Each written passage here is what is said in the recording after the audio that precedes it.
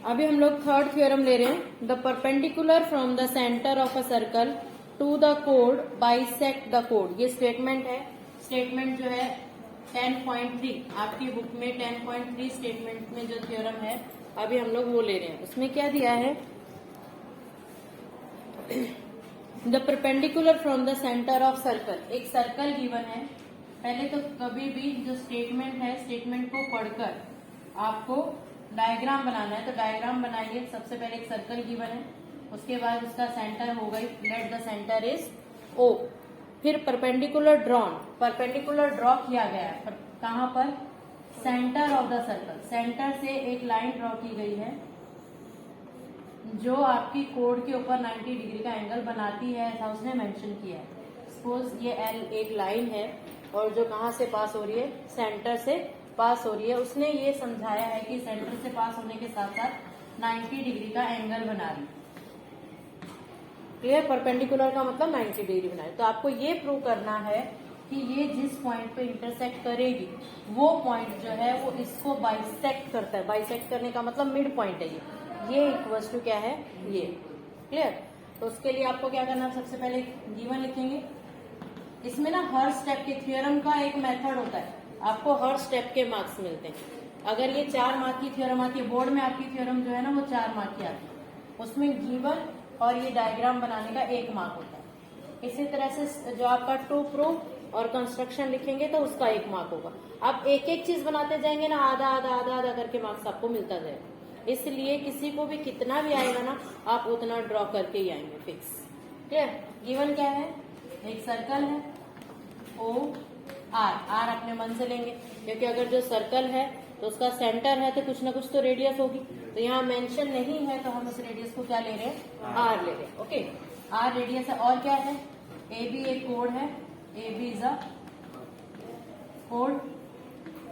और क्या है, एल एक लाइन है, L is a line passes through,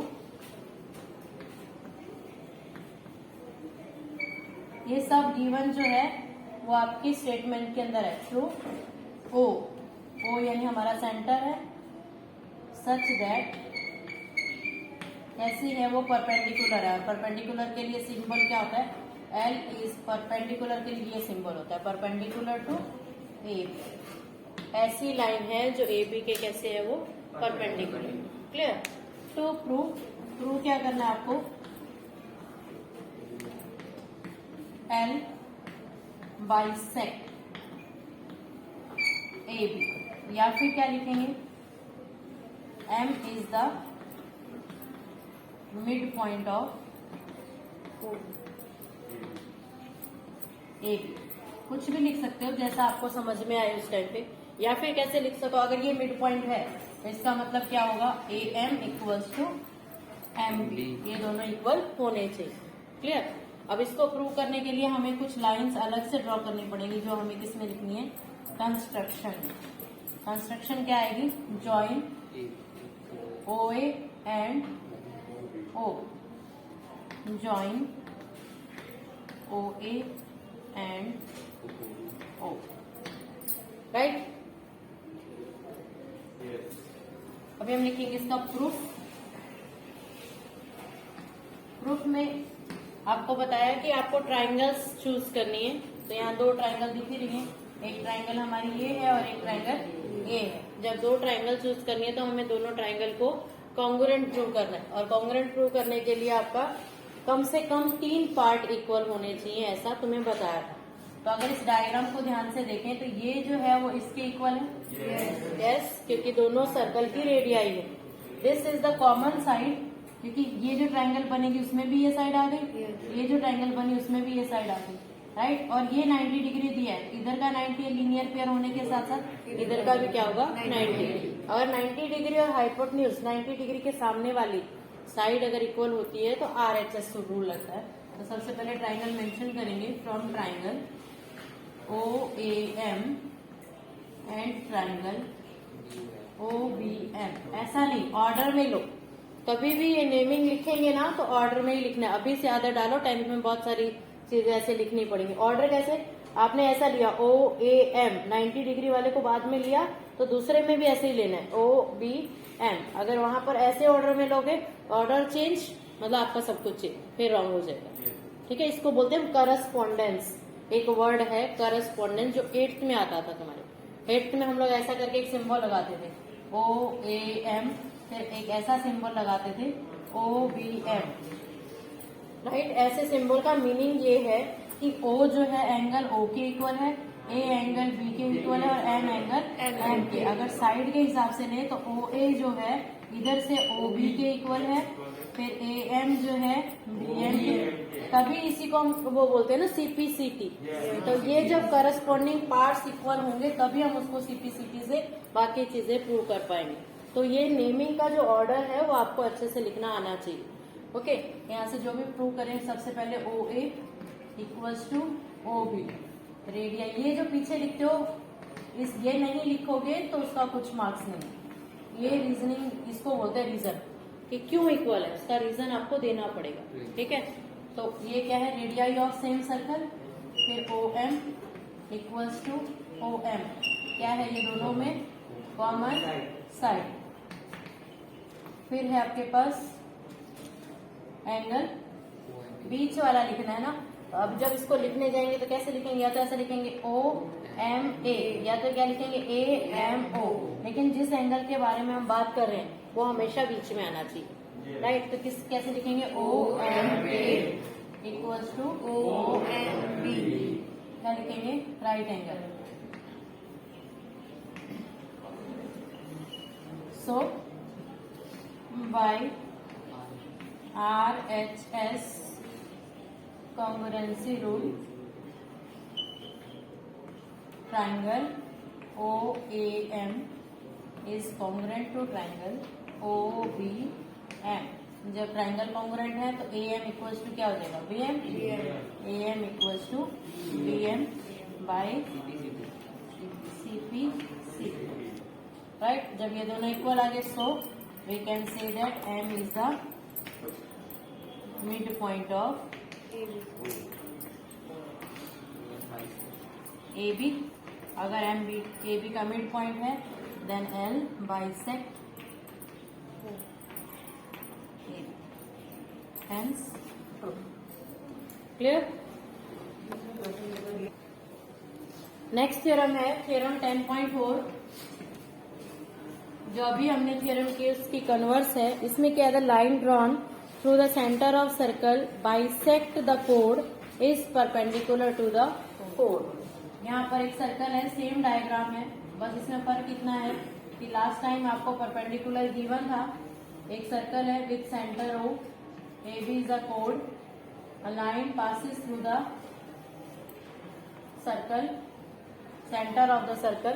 उसने यहाँ पर दिया है कि वो बाइसेक्ट कर रही है। बाइसेक्ट कर रही है मतलब ये पहले से इक्वल है, ऐसा उसने दिया है। आपको ये प्रूव करना है कि ये दोनों एंगल 90 डिग्री के हैं, ऐसा।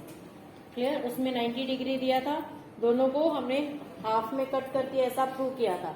अभी इसका कन्वर्स दे दिया तो सिंपल गिवन में लिखेंगे क्या है, a circle OR, AB is a code,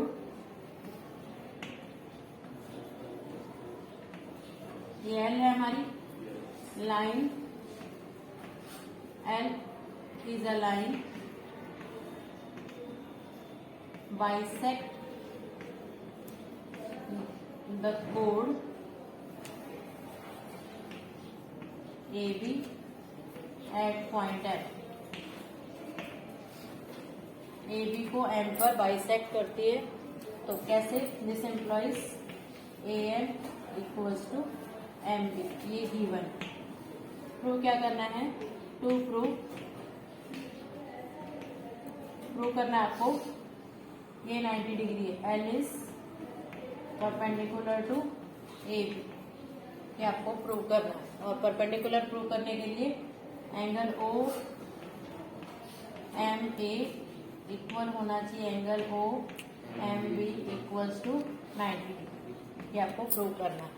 okay, now construction same वही होगी। कंस्ट्रक्शन में क्या करेंगे, आपको ज्वाइन करना है, join OA and OB, OA और OB को क्या करना है हमें, join. Clear. Now proof. Triangle दिखी गई तुम लोगों को, दो ट्राइंगल बने सेम टू सेम, अभी जो हमने किया था वही। From triangle OAM and triangle OBM। वापिस से उल्टा बोले तुम लोग, एक ही बार में समझो ध्यान से क्या बोली हूँ। तो OA इक्वल्स टू OB, क्या रीजन देंगे, रेडियाई ऑफ सेम सर्कल, एक ही सर्कल की दो रेडियस है, रेडियस की प्लूरल फॉर्म है रेडियाई। ओके, फिर OM equals to OM common side, फिर AM इक्वल्स टू MB। ये क्या है तुम्हें गिवन है ऊपर, यस। तो तीनों साइड इक्वल, यानी ये साइड जो है वो इसके इक्वल और ये तो आपकी कॉमन साइड। क्लियर। इसका मतलब क्या हुआ, कौन सा रूल लगा, बाय SSS कॉन्ग्रुएंसी रूल।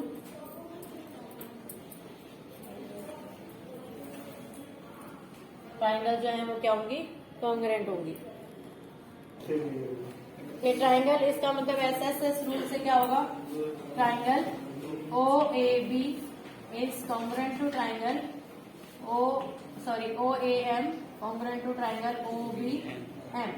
अगर ये दोनों ट्राइंगल कॉन्ग्रुएंट हैं, इसके सारे पार्ट्स कॉन्ग्रुएंट, सारे पार्ट्स मतलब ये भी इसके इक्वल हो जाएगा। This implies angle OMA equals to angle OMB, right. But ये दोनों मिलकर क्या बना रहे हैं, लीनियर पेयर, क्योंकि एक ही लाइन के ऊपर लाई कर रहे हैं। Angle OMA plus angle OMB equals to 180। यहाँ रीजन देंगे लीनियर पेयर, राइट। जब लीनियर पेयर है और दोनों इक्वल है, तो इसका मतलब दोनों एंगल कितने कितने के होंगे, इक्वल होंगे, तो 90। This implies angle OMA equals to angle OMB equals to 90 degree. So we can say that L is perpendicular to A. तो ऐसा आपको यहाँ पर थ्योरम फिनिश। ओके, तो ये चार थ्योरम है, ये चारों थ्योरम तो बहुत सारी हैं, लेकिन आपको ये चार का ही प्रूफ करवाया जा रहा है और उसके बाद जो है बाकी के सिर्फ रिजल्ट्स लर्न करेंगे। ओके, एक्सरसाइज 10.3, इसमें आपको बोला है draw different pair of circle, यानी आपको सर्कल के पेयर मतलब दो सर्कल बनाने हैं और उनको बताना है कि उनका पॉइंट ऑफ इंटरसेक्शन क्या है। ये सिर्फ ड्राइंग ही बनानी है आपको। इसका जो फर्स्ट क्वेश्चन है उसने बोला दो सर्कल हैं, दोनों कितने भी सेंटीमीटर के हो सकते हैं। लेट एक सर्कल है O और जो दूसरा सर्कल है वो क्या है हमारा, उसका सेंटर कुछ भी ले लेंगे, सपोज करो P। क्लियर। इनकी सिचुएशन बतानी है। एक सिचुएशन ये हो सकती है कि दोनों सर्कल क्या हो, अलग अलग हैं और कहीं पे भी टच नहीं करते, तो इनका पॉइंट ऑफ इंटरसेक्शन क्या हो जाएगा, 0। यहाँ लिखेंगे पॉइंट ऑफ इंटरसेक्शन कितना है, जो भी है वो 0 आ गया। फिर दूसरी सिचुएशन क्या हो सकती है, आपका एक सर्कल ये है और दूसरा सर्कल ये, दोनों सर्कल जो है एक सिंगल पॉइंट पे इंटरसेक्ट कर रहे हैं। Let this point be A। तो एक ही पॉइंट पे इंटरसेक्ट कर रहे हैं तो इसका पॉइंट ऑफ इंटरसेक्शन क्या होगा, 1। और थर्ड सिचुएशन क्या हो सकती है, एक सर्कल और दूसरा सर्कल ऐसे काट सकता है, ये O और ये क्या है हमारा P, और दो पॉइंट पे इंटरसेक्ट करिए A B, तो इसके पॉइंट ऑफ इंटरसेक्शन कितने हैं, 2। क्या इन तीनों को छोड़कर कोई ऐसी सिचुएशन हो सकती है कि ये कितने पॉइंट पे टच करे, इससे ज्यादा तो हो ही नहीं सकता। ज्यादा से ज्यादा क्या होगा, ये सर्कल इस सर्कल के ऊपर आ जाएगा। जब उसके ऊपर ही आ गया तो पूरा सर्कल तो एक ही कहलाएगा ना, दो तो नहीं कहलाएंगे। तो पेयर ऑफ सर्कल की तीन ही सिचुएशन हो सकती है। तो उसने बोला उसके आगे find the maximum number of point of intersection, ज्यादा से ज्यादा कितनी बार कर सकता हूँ, 2। तो बस इसका लास्ट आंसर क्या आ जाएगा, 2। क्लियर। उसके अलावा क्या है उसमें नहीं दिया है, एक और बात पूछी जा सकती है, circle passes through points. Points में कैसे आएगा, अगर एक ही पॉइंट है तो इसमें से कितने सर्कल पास किए जा सकते हैं। ऐसा कई बार एक ही पूछा जाता है, एक ही पॉइंट है, इस पॉइंट में से एक सर्कल बनाया, दूसरा बनाया, तीसरा बनाया, चौथा बनाया, यानी जितना मन चाहे आप उतने सर्कल इसमें से ड्रॉ कर सकते हैं। यानी वन पॉइंट में से कितने सर्कल ड्रॉ होंगे, इनफाइनाइट मैन। फिर होगा 2 पॉइंट हो, अगर 2 पॉइंट हो उनमें से कितने सर्कल पास कर सकते हैं, एक ये कर दिया, राइट, और एक इधर से हो गया, एक इधर से हो गया, इसमें भी नहीं 2 पॉइंट में से सर्कल पास हो सिर्फ उसमें एक ही होगा। और 3 नॉन कोलिनियर पॉइंट है। नॉन कोलिनियर पॉइंट क्या होते हैं, जो एक ही लाइन में ना हो। तो 3 नॉन कोलिनियर पॉइंट में से भी कितना सर्कल पास कर सकते हैं, 1 एंड ओनली 1, सिर्फ एक ही सर्कल। ये वाला बहुत बार पूछा जाता है, from 3 non collinear point how many circle we can pass. तो 1 and only 1 circle we can pass through 3 non collinear points. इसी के बेस के ऊपर हमारा सेकंड सम है जो हम लोग कल करेंगे।